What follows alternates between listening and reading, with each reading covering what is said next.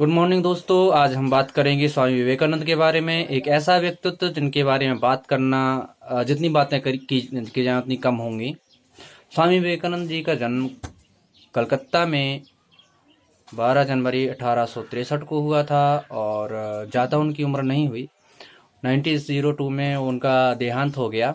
यही कहें वो पंचतत्व में विलीन हो गए, समाधिस्थ हो गए। उनकी माता एक पूजा पाठ करने वाली और पिताजी नए ख्यालों वाले व्यक्ति थे। उनके पिताजी जो थे वो अटॉर्नी जनरल थे हाई कोर्ट कोलकाता में ही। वो अपने बच्चे को पाश्चात्य धर्म में भी डालना चाहते थे, मतलब वो वेस्टर्न कल्चर से काफ़ी प्रभावित थे। पर स्वामी विवेकानंद जी का अपना ही एक अलग वो था, दार्शनिक प्रवृत्ति के थे। वो बचपन से ही उनमें भगवान के प्रति एक ललक थी उनमें। वो जानना चाहते थे भगवान को देखा किसने है।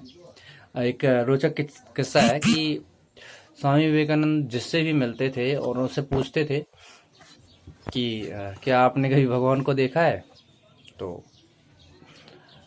उन्हें किसी ने ऐसा जवाब नहीं दे पाया था कि हाँ उसने भगवान को देखा है। महसूस करने की बातें तो सब करते थे, पर देखा की बातें देखा अभी तक किसी ने नहीं था या कोई प्रमाण नहीं दे पाया था। ऐसे ही उनके शहर में एक दिन रामकृष्ण परमहंस, जो कि उस समय काफ़ी चर्चित व्यक्तित्व बन चुके थे, उनके यहाँ पे आए। तो बालक थे उस समय स्वामी विवेकानंद जी, नरेंद्र दत्त के नाम से ही विख्यात थे उस समय। सॉरी, विख्यात क्या थे, उनका मतलब निकनेम था वो। तो एक बार उनसे पूछा गया, सॉरी, रामकृष्ण परमहंस से उन्हें पूछा कि क्या आपने भगवान को देखा है। तो ऐसा बताया जाता है कि रामकृष्ण परमहंस ने उनका हाथ पकड़ा और एक साइड में ले गए, बोले ये देख। तो उन्होंने भगवान के साक्षात दर्शन करवा दिए। फिर तभी से वो रामकृष्ण परमहंस जी को अपना गुरु मानने लग गए थे। अगर स्वामी विवेकानंद के विचारों की बात की जाए तो वो अपने को पहचानना, खुद को पहचानने को ही एक भक्ति और मुक्ति दोनों मानते थे।